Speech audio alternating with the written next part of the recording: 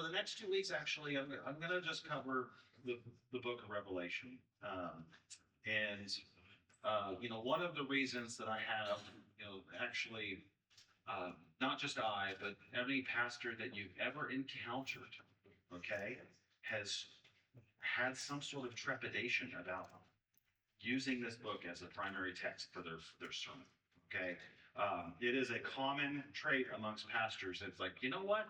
We just don't want to preach from this book.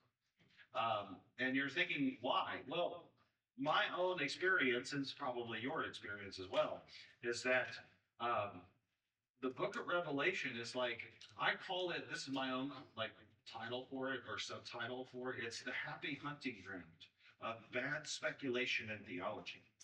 It just is. And it's like anybody who's out there is, anybody,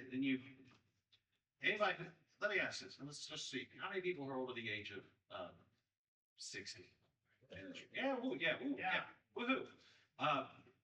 You, more than my generation, has been assaulted by this book and by the wild, harebrained ideas that sort of come along with this. And there has been a great attempt at passing some of these harebrained ideas down to the next generation and generation and generation. And it happened recently where there was somebody who was out there and they were talking about, this is the end of days. This was just like within I think the last few months, they had predicted that this is the last day of the earth. And this is the time and the exact date and the place that Jesus is going to make his return, and was absolutely convinced that it was going to happen. And I just go, no man knows the day or the hour, is what Jesus said in Matthew 24, when he actually was talking about the end of times. And so it just continues to happen. But I will say that in the 1970s, there was a guy who wrote a book, I rarely want to call books bad. I have such deep respect for people who write books, and I have I struggle calling a book bad. But there was a bad book that was written in the 1970s. And there was a number of people who are in that generation that was, they were teenagers in the 1970s. If you're over 60, you were a teenager in the 1960s and 70s. And you may have been influenced by somebody who read this book, and they sort of approached the whole idea of the book of Revelation and end times with this idea that you really don't need, to go. This is what they said. You don't go to college. You don't need to go to college because Jesus is coming back. And so you don't have to worry about that. You don't need to save for retirement because Jesus is coming back. So don't worry about that. Now, you laugh, but it's likely that if you're sitting next to somebody who was over the age of 60, that they probably had somebody, yes, so you're shaking your head. They probably had somebody who was espousing these types of ideas. And it's just like, it was the reason, and I read the book, and I do think it's garbage, just so you know, in case you're wondering. What is his opinion on that? Like I said, I have a hard time calling books garbage. I really do so with fear and trepidation and the deepest respect for people who write books. But that book is garbage. And if you have it on your shelf, throw it away. Don't ever let your kids read it. Because what happened was the guy took the teachings of Jesus in Matthew 24, and he took the concepts of Revelation, and he put them in the same little mixing pot, and he turned it on, and it got stirred around, and it just produced a whole lot of harebrained sort of ideas of this idea that basically is that Jesus is the imminent return of Jesus is so close that anything that you have planned for tomorrow doesn't need to happen. You just don't worry about it. And so again, as a pastor, I have talked with people who are within the camp that they were so deeply influenced by that book as a young person that they didn't go to college and they didn't save for retirement. And so they're, checking receipts at Costco. And it's like, wow. And that was the take. And so it was all produced from speculation. There's a happy hunting ground, a bad speculation and theology. So if you have your Bibles with you this morning, open to Revelation chapter 1. I will also say that there is, so not only is Revelation the happy hunting ground of bad speculation and theology. But it is, and this is one part of the trepidation of pastors to speak on this, is because there are such deeply held beliefs about the return of Jesus Christ within the church that to challenge those can be threatening for a pastor. Okay, so I'm going to ask you this morning as we move forward into this, actually for the next couple of weeks, to take any influence that that book has had or some other person has had on your thinking about that book, just box it up. Okay, take it all, put it in a box, close it, put some tape on it, and set it in the seat next to you. Because I'm going to challenge in a healthy way some of those presuppositions that you have. Okay, and I'm going to do it gently, and we're going to today actually, this is the way I'm going to break this down over the next 2 weeks. Today, I'm going to give you some very simple tools on how to have a fresh reading of the book of Revelation that will completely revolutionize the way you think about the book. Okay, I don't necessarily intend attacking some things point to point, but I will occasionally make a jab at some beliefs that are out there that people have about the book of Revelation or the ideas that are within the book of Revelation. And that's just it's gonna challenge it. So you gotta box that stuff up and send it on the section, okay? All right? And just promise that we can still be friends after this. All right? Can we be friends? Yes? Okay, great. So here we go. Here in the book of Revelation. One of the first things you got to start out with when you sort of look at this book is that there are 4 schools of interpretation, which means they're basically 4 camps. In reality, there's 5 camps because the 5th camp isn't necessarily named.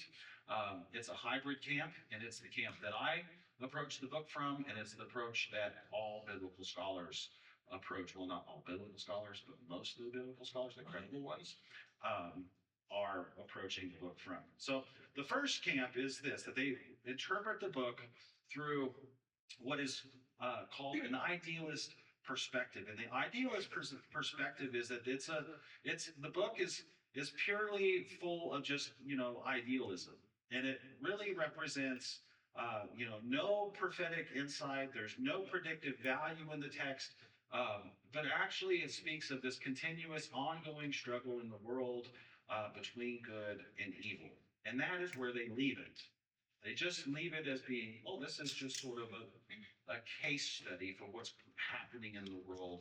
And it's purely imaginative, and there really is no bearing on the book, of course, in our day-to-day life, and nor should we expect anything in the future.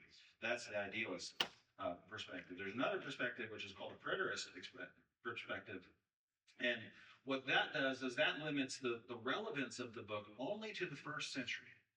So it basically takes all of the dynamics of the book and says, okay, well, let's put a bracket around this book and say it's only relevant and it's only available and was only really worthwhile to the people who were the original audience. And the problem really with that perspective is that if you take that approach to Revelation, then the Gospels, you have to take that same approach to the Gospels. And you have to take that same approach to the Old Testament. You have to take that same approach to the letters of Paul.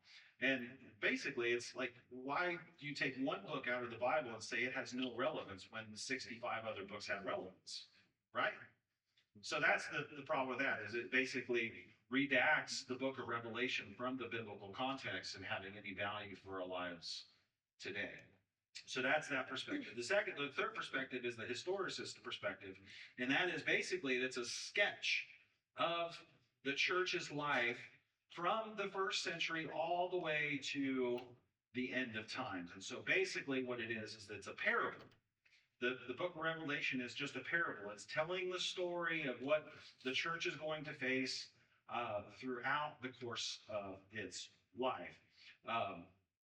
And then the 4th one is that it's entirely future. It's a futurist perspective. It's entirely prophetic. There is no symbolism in it. Everything is, if there's symbolism, it actually has a literal meaning and a definition, and it is actually speaking of an event that has happened. And so this is where you get sort of the perspective that actually produces wild speculation. And this is the speculation that kind of makes one kind of step back and go, so there's this guy in the book, and what we have to do, and this is just an example, okay? What we have to do is we have to determine who that person is referred to in that book. Okay? You know what I'm talking about? Am I just being too vague? Oh, okay, I'll be clear. All right. This is one of those challenges, okay? And in 2008, in the United States of America, we elected Barack Obama. And within days of that election, a couple days of November election, there were people out there saying, we have just elected the Antichrist. These are church people, okay? These are church people. And you may sort of had that thought at one point, in time or another, or have known somebody who actually made that statement. I've known several people that made that statement. And I just go, whoa, hold on, time out. Let's just take a step back. So that's one of the things that happens in the purely futurist perspective is you analyze the book of Revelation through the headlines. And what you start doing is you start going, okay, well, the text says this, and this is happening in world events. And so what you take happening, and you take the world event, and you go, let's just, push that into the text. And so what you're doing is you're reading the text purely from a worldview that is 21st century American. Okay, actually, every nation on earth does this. Just so you know, like they actually read the headlines through the Bible, and they begin to go, okay, this is the Antichrist, or this is the guy that has the 666 thing, this all that stuff, and this is happening, and it says this, and you start, and it's bad biblical interpretation. It's actually a violation of one of the best and most basic rules of interpretation. Is that one of the things that you have to do to be a good Bible interpreter is you put yourself into the century of the original audience. This happens all over the Bible, where people actually they take modern scientific worldviews, and they sort of look at the Bible through this lens, and you go, wait a minute, that Bible, that worldview didn't exist in the mindset of the author, and it didn't exist in the mindset of the original reader. So you have to excuse that worldview from the table to really understand what's happening. And so to come at Revelation with the worldview of speculation, or looking at current events saying this is this, clearly in a literal sense, this is what's happening on the pages of the Bible, and this is what's happening, and you connect that dot, you're projecting your modern culture and modern events into the biblical scope, and that violates a very clear guideline for biblical interpretation. Okay, so that's what the futurists do, and just to be clear, not to shame anybody, because I know when Barack Obama was elected, that's sort of like, oh, he's the Antichrist type of thing.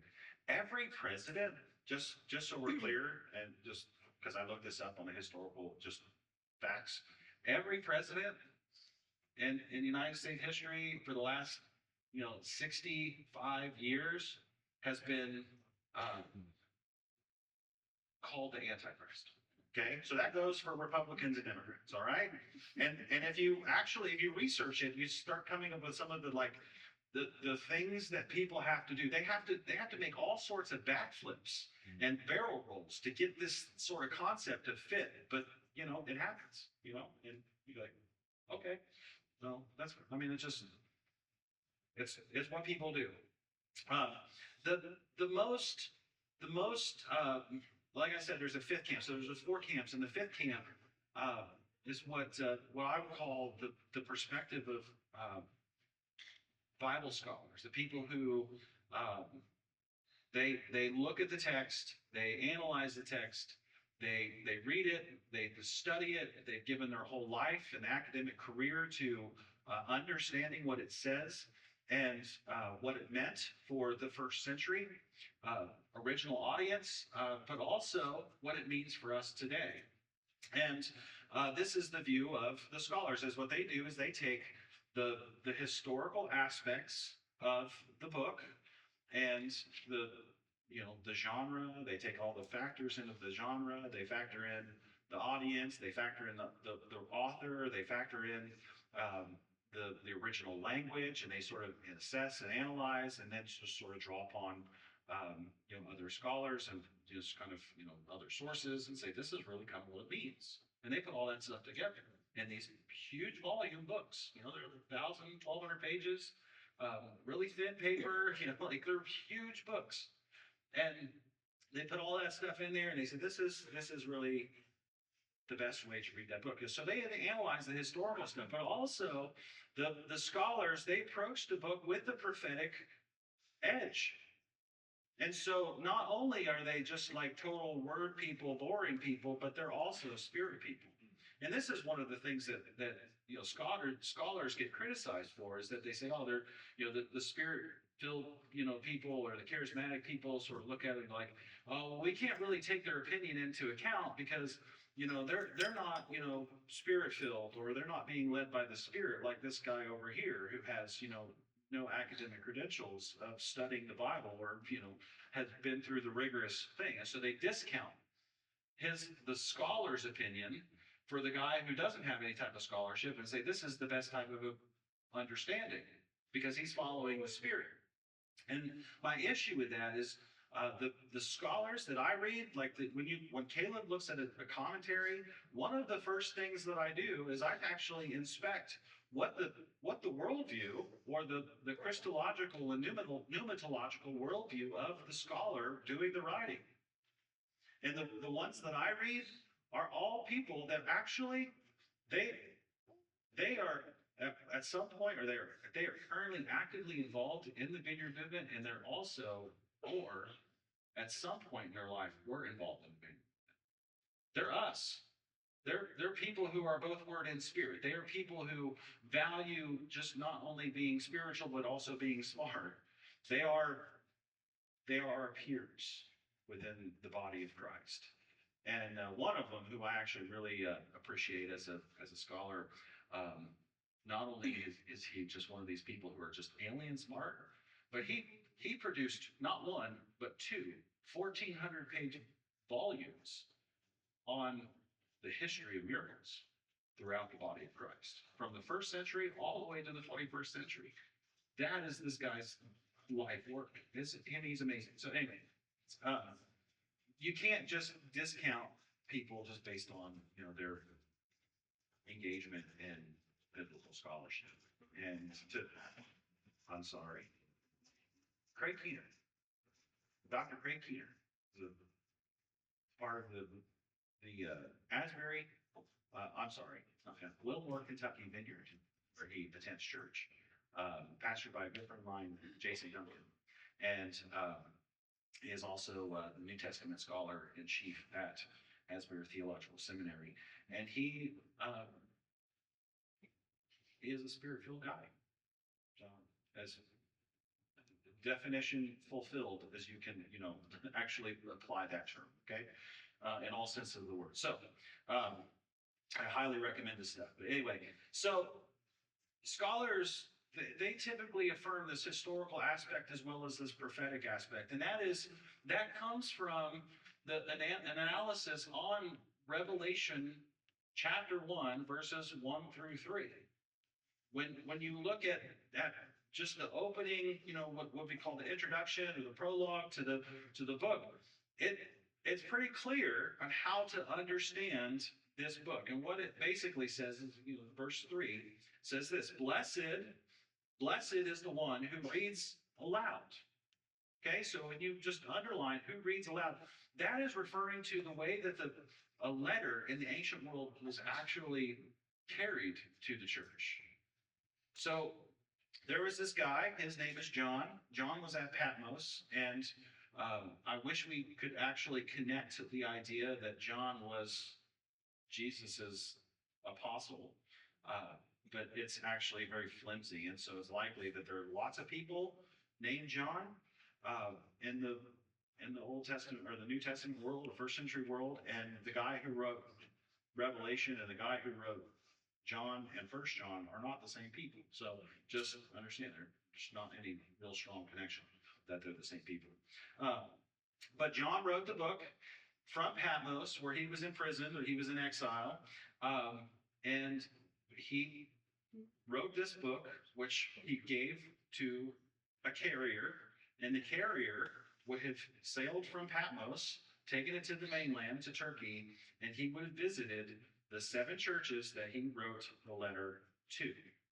Okay, so that's the way. So the book, right, it's right off the bat. It just like says there's a historical perspective, and what's happening here is the author is affirming the way that old ancient letters to churches were actually distributed to the church, which meant there was a person carrying a letter who would have gathered the church and said, "Hey, I'm going to read this thing aloud."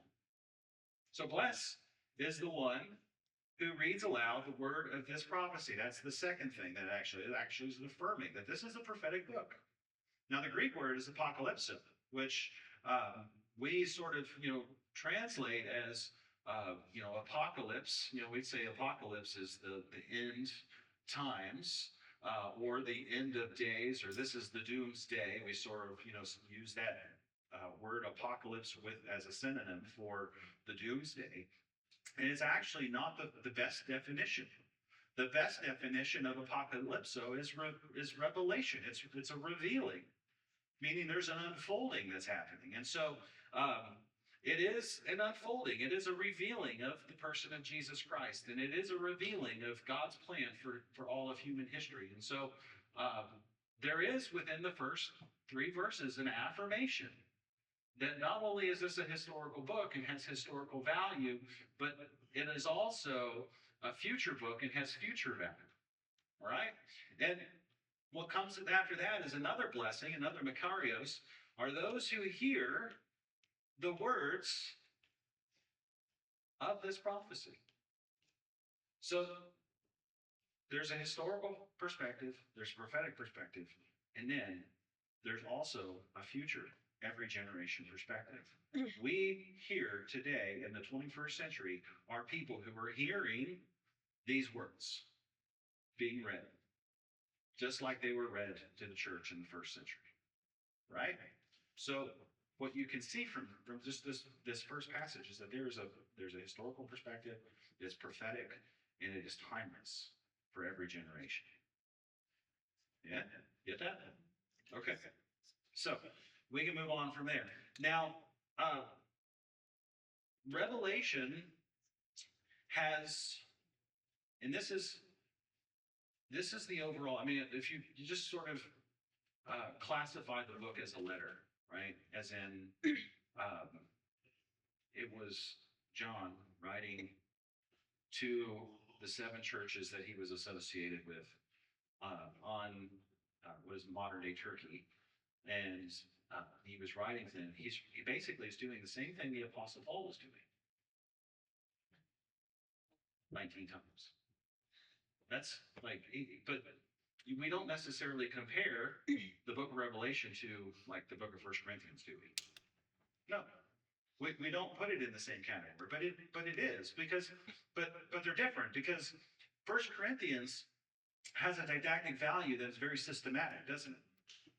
But Revelation doesn't really, like, as we read it, we don't necessarily understand or approach it with having some sort of systematic instruction. But there is relevance in the book for the first century believers or the first century followers of Jesus Christ. And I can assure you there's a lot of relevance in the book for us today as followers of Jesus Christ. but it's not didactic. And that's the difference. In didactic, you get a very systematic approach, like the Apostle Paul. What's happening in the book of Revelation is reflective. And it's basically the prophet he's written this letter and he's basically holding it up as a mirror to the church and saying, okay, here's all the dynamics that are happening. Here, take a look at yourself. And this is, I can caution you, this as we get into this text even deeper, one of the things you'll realize, and this actually gets portrayed in Revelation chapter 10, verse 9, when John is given a scroll and he eats it, and originally he's oh, this is sweet like honey, and he's like, it's on his tongue, and he's like, and then it goes into his stomach, and it turns bitter, and it turns sour, and that is the effect that the scroll or the letter is supposed to have. And so it's not sort of, like, the book of Philippians where, brothers, like, hey, like, or the book of James, consider all joy, my brethren, when you face trials of many kind. It's John holding up a mirror to the church and saying, look at the behavior of your life versus the behaviors of what I've outlined to you, versus the context that you're living in.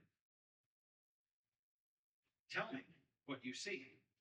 Do you see these traits in yourself? And this will really become clear when you look at actually next week when we get into the future sort of play-by-play, scene-by-scene analysis.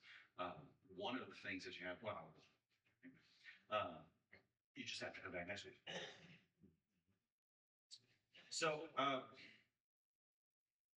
there is a warning to this, but let me just give you some simple tools that's going to revolutionize the way you look at this book. And I promise, like after today, you'll be driving home and you're like, I never really looked at it like that.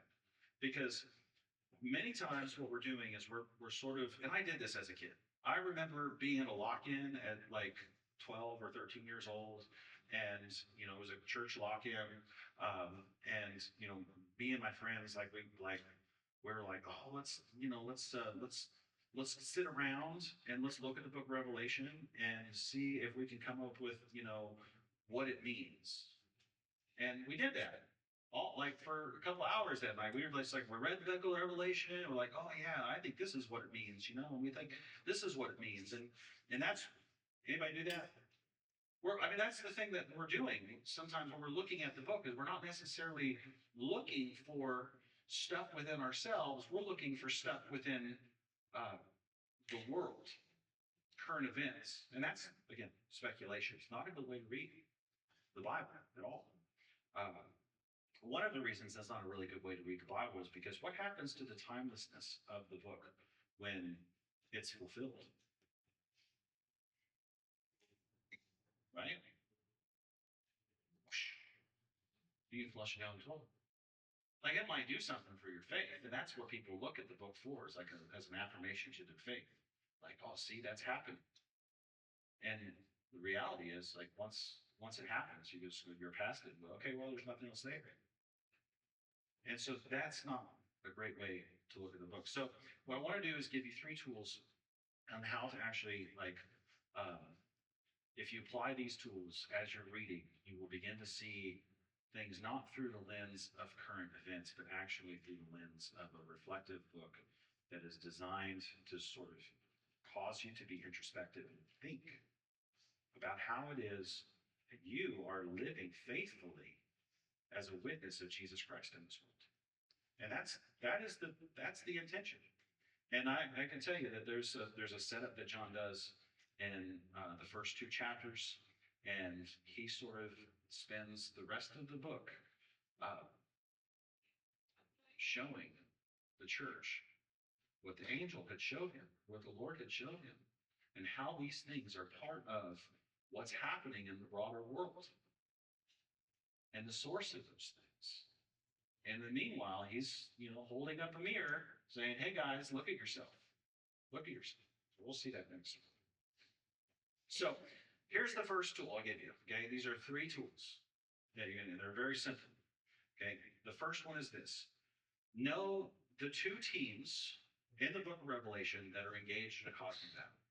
Okay, there is no doubt that there is something happening that is timeless in the book, but also there is something happening in the book that is being predicted of some sort of unfolding of some great final cosmic battle between good and evil. Okay? And those are the two broad teams. But I will call these two teams Team Lamb and Team Dragon. Okay, it's like you could do Team Snake, but I like Team Dragon. I heard somebody use this once. Actually, it was a book I read on the Book of Revelation. It was Scott McKnight. He called it Team Dragon, and he actually wrote a really good book on Revelation called Revelation for the Rest of Us.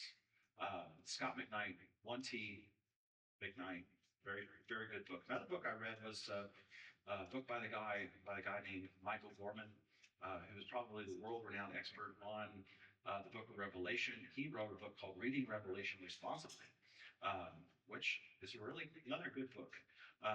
But Scott McKnight talks about the book is or the teams, right? He sort of introduced the whole idea of a team. Once I understood this, it sort of changed my whole perspective. Like, oh, okay, because there's a lot of characters on the pages, aren't there? If you've read it, you're like, okay, there's this guy, this guy, this guy, this guy. You know, so Team Dragon consists in just knowing the basic like dynamics of what's at play, right? What's the field look like? If this were, a football field, or if this were a soccer field, or if this were, or a soccer pitch, I'm sorry. If this were, a basketball court, what are the two teams? And there are two teams. And it can be easily sort of like, it can actually, it distorts things when we actually look at a character out of the context of the team that character is playing for. Right? So one of the things that we do is we read it, we see, a beast or a dragon, and we think the dragon is not necessarily connected to the merchants or the sailors. But when we understand that all of these people are playing on the same team, and they're representing that team on the pages of the book, it sort of gives us a dividing line. Like, oh, okay, there are two teams. There's a good guy and there's a bad guy. There's good and there's, evil. There's God and, there's Satan. And then there's, let's just Team Lamb, and then there's Team Dragon. And we're beginning to see the division of teams, right? So on Team Dragon are the beasts, the kings of Babylon, Babylon itself, the prostitute, the merchants, the sailors, those with the mark of the beast, who actually represents Babylon again, the Nicolaitans, Balaam, and Jezebel. Here's a poke. Okay, what's missing? Yeah, Satan. The Antichrist. The Antichrist. The Antichrist is most often connected to the book of Revelation. And that language, Antichristos, doesn't exist in the book. Believe it or not, doesn't exist. That is something that's in Second and Third John. That Paul in Thessalonians, First Thessalonians, refers to the man of lawlessness, who is also associated as that. And so that whole concept comes from different New Testament works. Within the broader stream of first century writings and the Second Temple Judaism, it comes from a broader stream of that. There's a book, there's a whole section of books called the Deuterocanonical texts. It's a mouthful. And that whole idea of the Antichrist is very vividly displayed in those, but not necessarily in the book of Revelation. So that is actually a projection that we make as readers onto the book of Revelation. We see this guy who has this identification number as 666 being the man of lawlessness, and also being connected to the Antichrist or the Antichristos, which John in 2nd and 3rd John actually places more in the context of a spirit. Like there's just sort of this attitude of being anti-Jesus that exists in the world, rather than being the the certain person. Paul actually connects the man of lawlessness with the Satan in more clearly defined terms. But it's not in the book of Revelation. And in the book of Revelation, if you're wondering who that person is, it's very, very clear that the author is pointing his reader through a literary technique called grammaritan. I just lost that word. Sarah, help me. Anyway, this taking someone's name, breaking up the letters, applying numerical value to the full name produces the number 666. That number, if you work it backwards from 666, actually points to Nero. It points to Nero. It is the numerical value of Nero. So if you're wondering who that person is, it's Nero. It's, contrary to popular belief, it's not Bill Clinton. It's not, George W. Bush. It's not Barack Obama. It's not Donald Trump. It's not any American president. It's Nero. It's Nero. Okay? So, anyway, okay.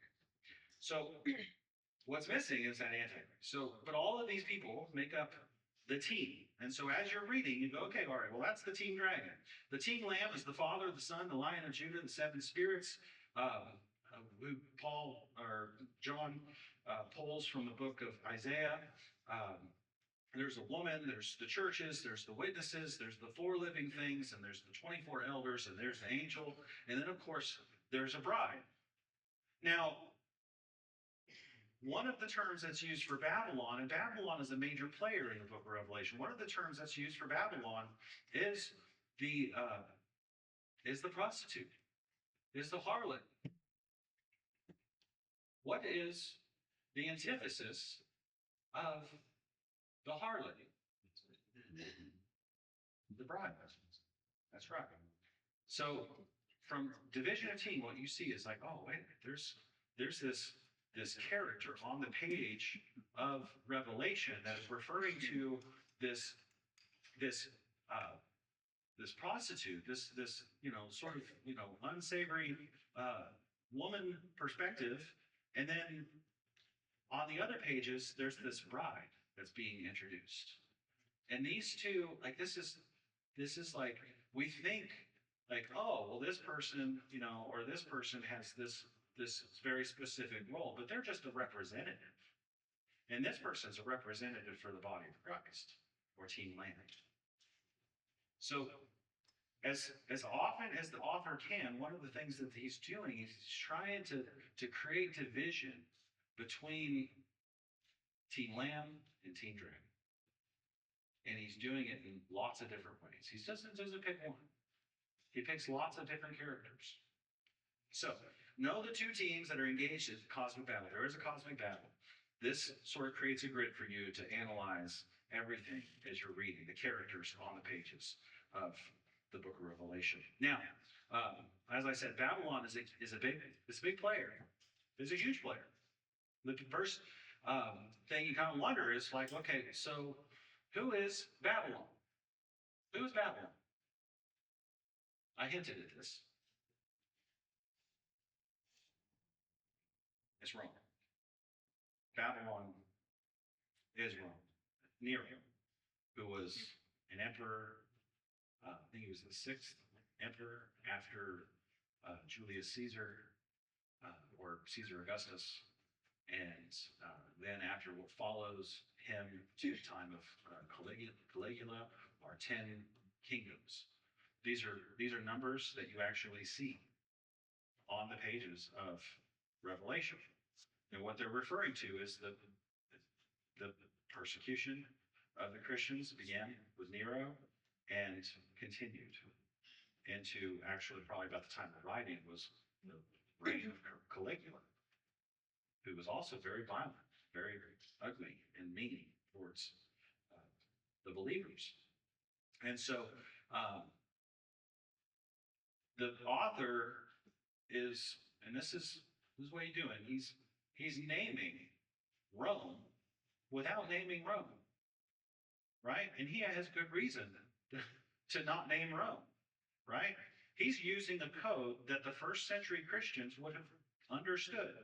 And believe it or not, is actually one of the most fascinating things about the book of Revelation is not only is it like one of the most worshipful books in all of the Bible, because it is a great source for most of our worship songs. Actually, throughout church history, there have been thousands of worship songs that have been written, hymns and worship songs that have been written from the pages of Revelation. So not only is it like the source of our worship, but there are 1,000, this will surprise you, there are 1,000 references in the book of Revelation to the Old Testament. That is 3 times as many than the next highest, which is the book of Hebrews. Believe that or not? Believe it.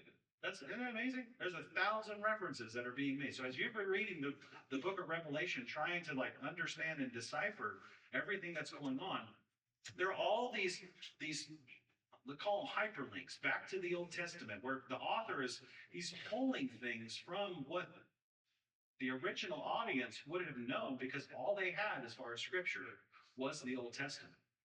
So he's pulling things from the Old Testament into the present, but he's also putting little like notes out there of like, hey, this is I'm making a mention of this, and this is within the culture.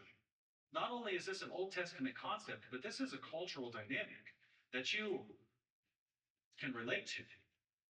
And there's so many references that just, I can guarantee they sail right over our head. And we think, we look, oh, there's got to be more literal meaning to this, or there's got to be, what is I'm trying to look for happening in the world that, meets this.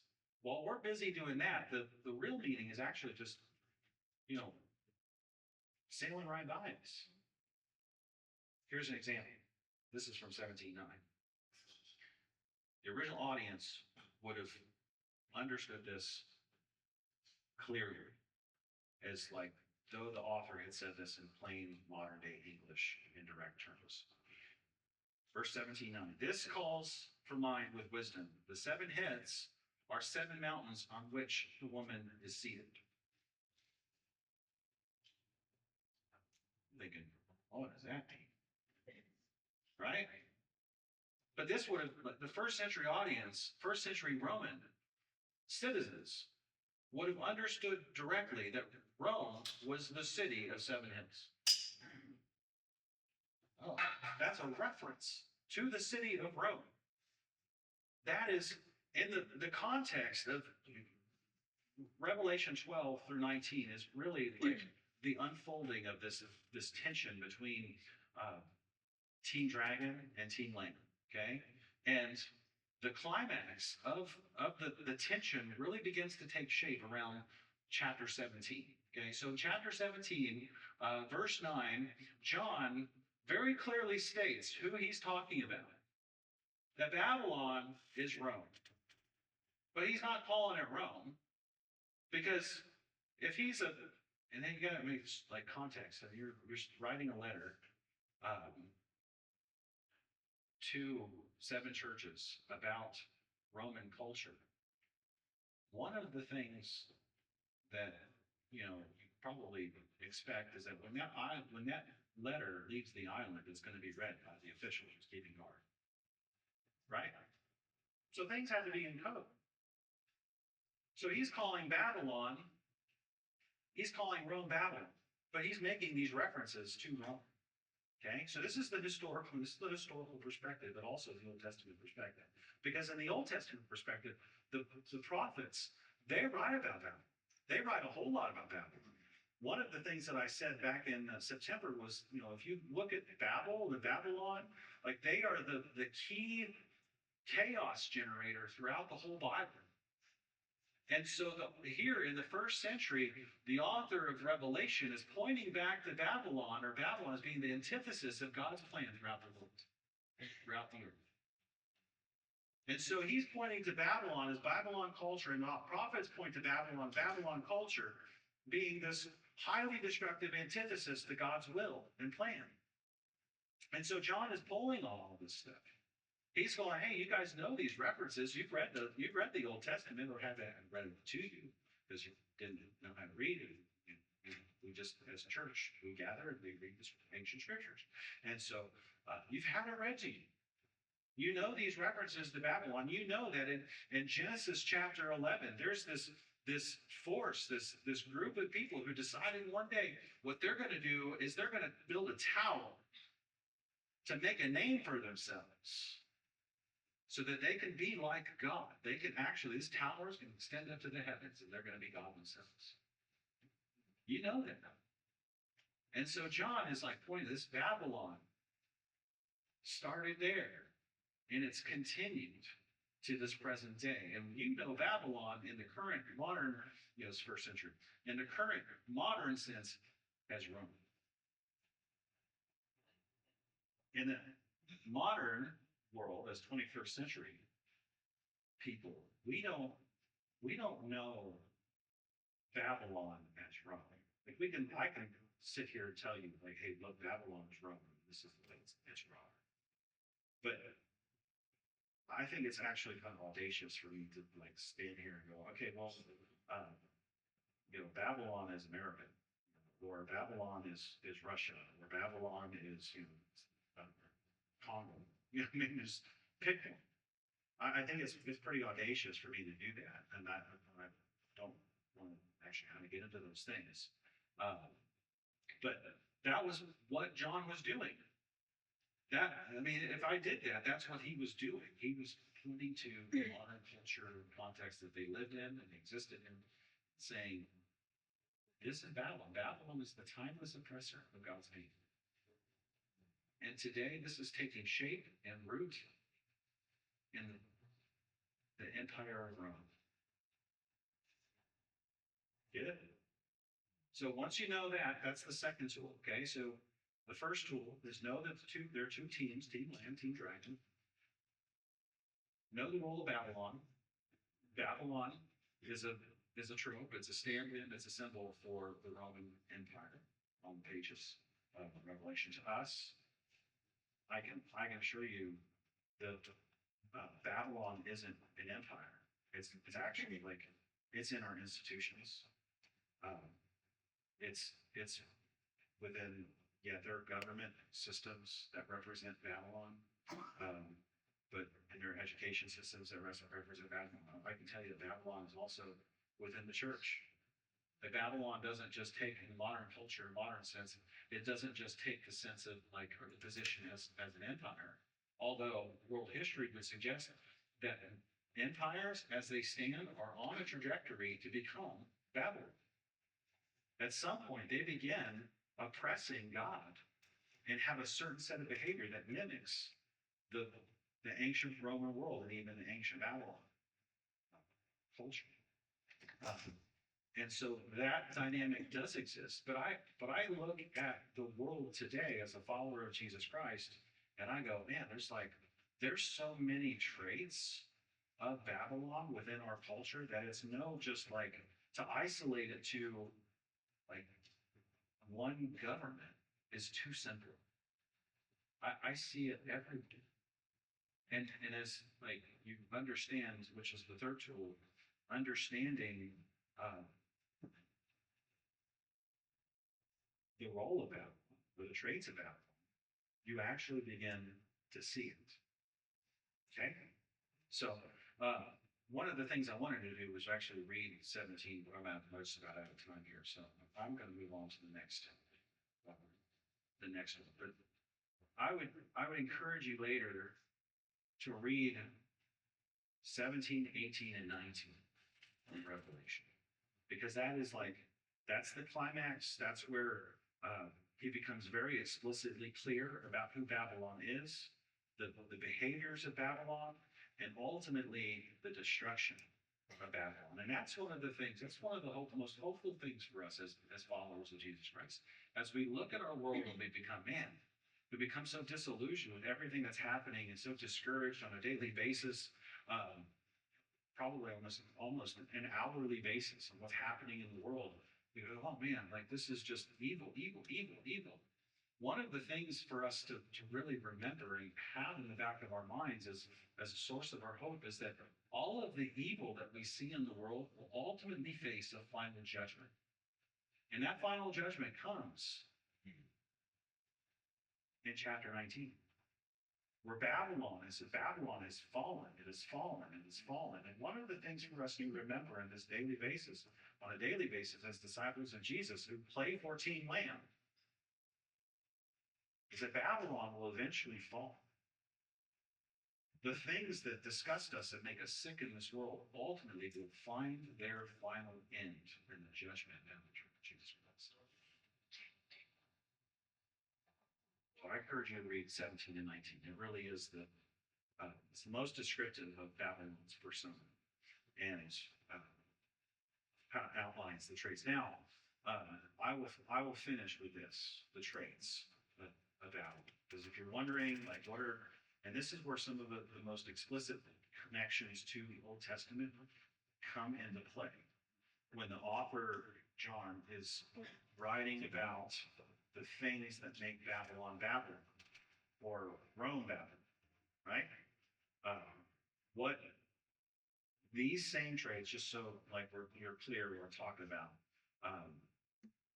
these same traits, they exist in the world, and they are the traits of Babylon. They just are. They are the traits. It's not the association. These associations aren't just with one government. They exist in the world that we live in. And so, as disciples or followers of Jesus who play for Team Lamb, we got to know these things, because they're all in the Old Testament. They were all warnings. They were all signs that the prophets said, "Hey, these are the things that go against God's will for humanity." And as the people of God, we should be resisting these things. And so to play for Team Lamb, and this is the reflective value of the teaching in Revelation, we look for these traits in ourselves. We look for these traits in the world, and we say, "Oh, that's Babylon. I'm resisting." Okay? So the third tool is really to know the traits of Babylon. The first thing is that they're anti-God and totally idolatrous.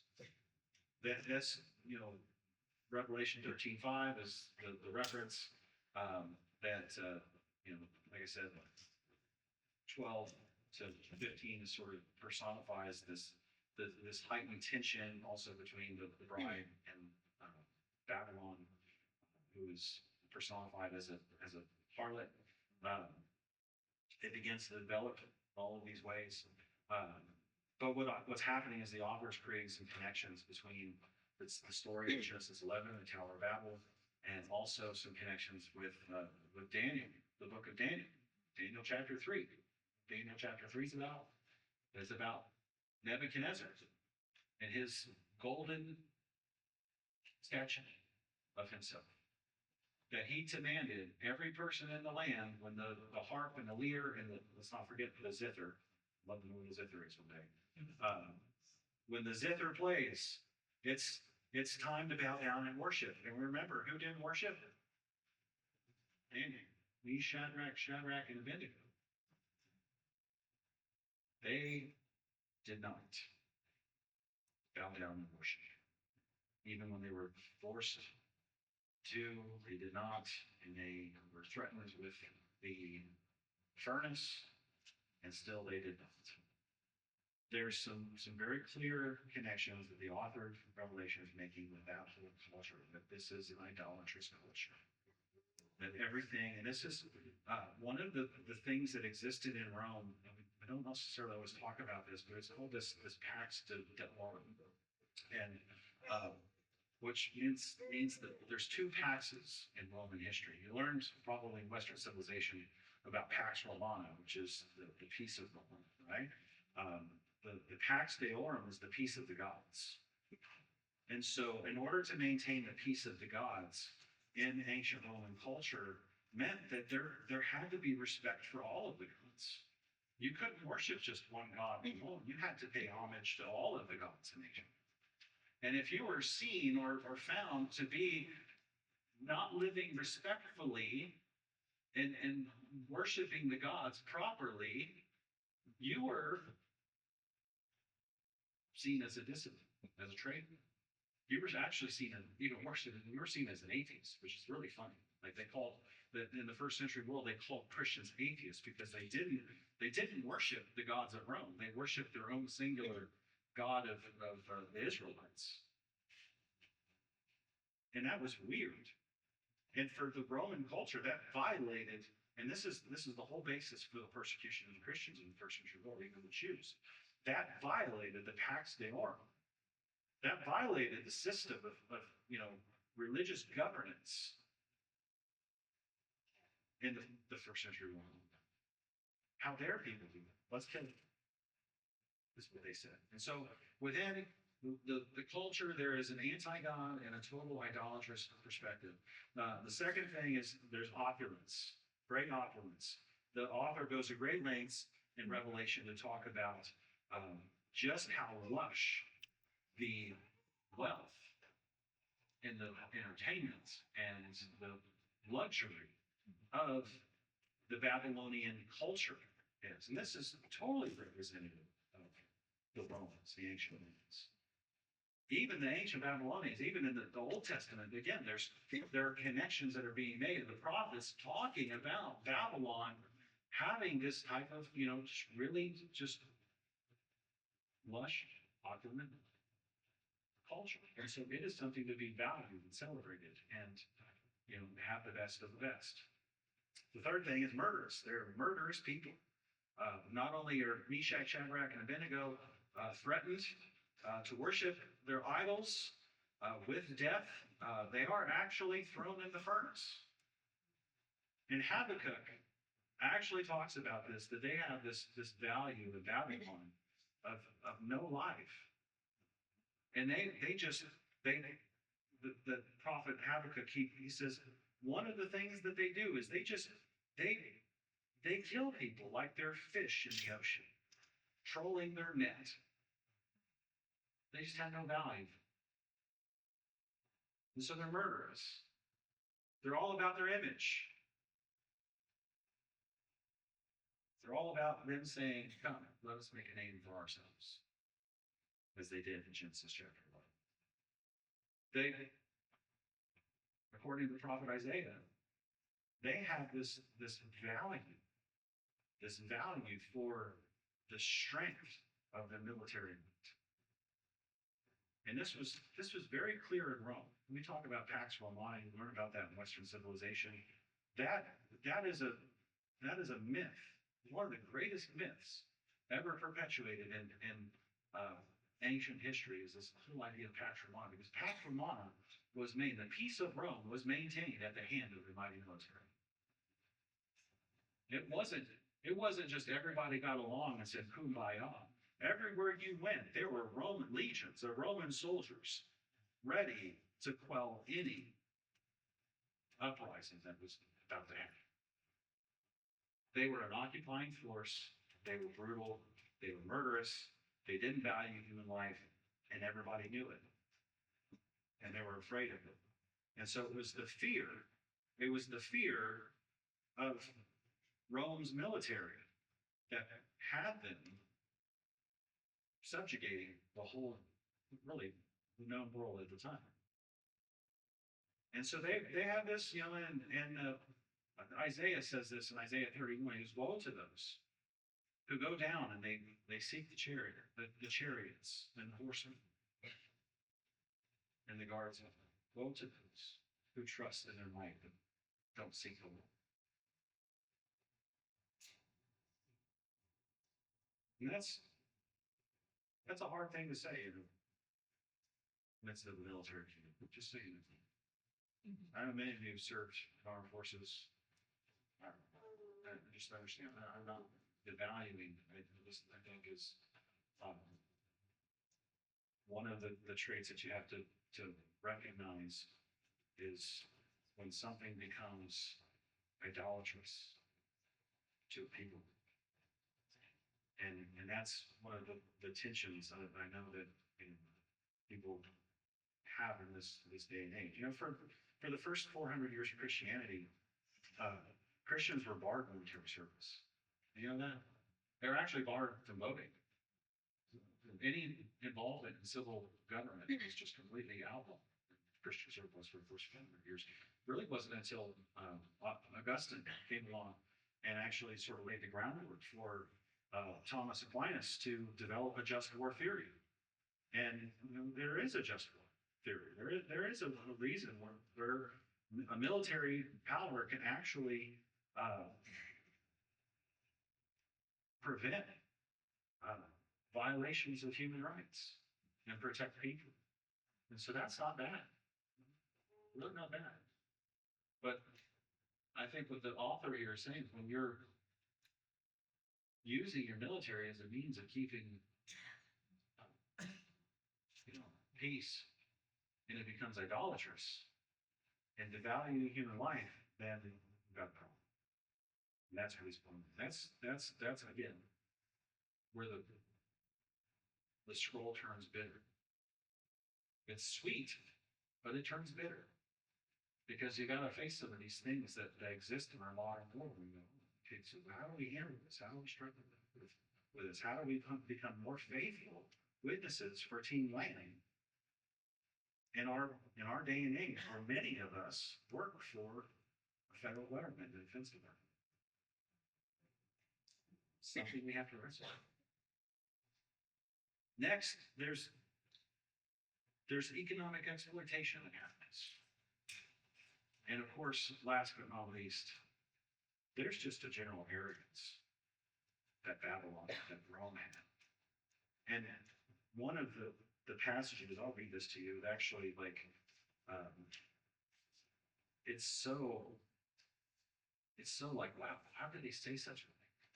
And the author is actually quoting verbatim two references in the Old Testament where Babylon had the same mentality. It's Revelation 18:7. Get this. In her heart, she boasts, I sit as queen. I'm not a widow, and I will never mourn. Get that. That's arrogance. And basically, she's saying to herself, I'm untouchable. You can't hurt me. You can't even hurt my emotions. I'm not going to mourn. I don't have any value for anything other than just my own status in this world. That's arrogance, according to the prophet. Zephaniah calls it arrogance. Anyway, gosh, I've gone so long. I'm sorry. Those are the three tools, though.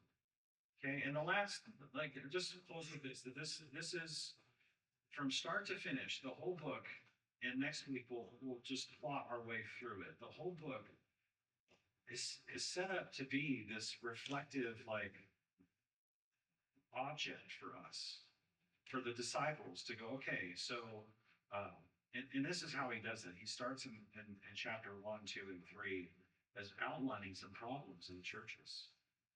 And believe it or not, one of the things you see if you did this today, you went and read the book of Revelation cover to cover. One of the things that you will notice now that you have these dynamics in place, you will see these behaviors that he lists in the letters to the seven churches.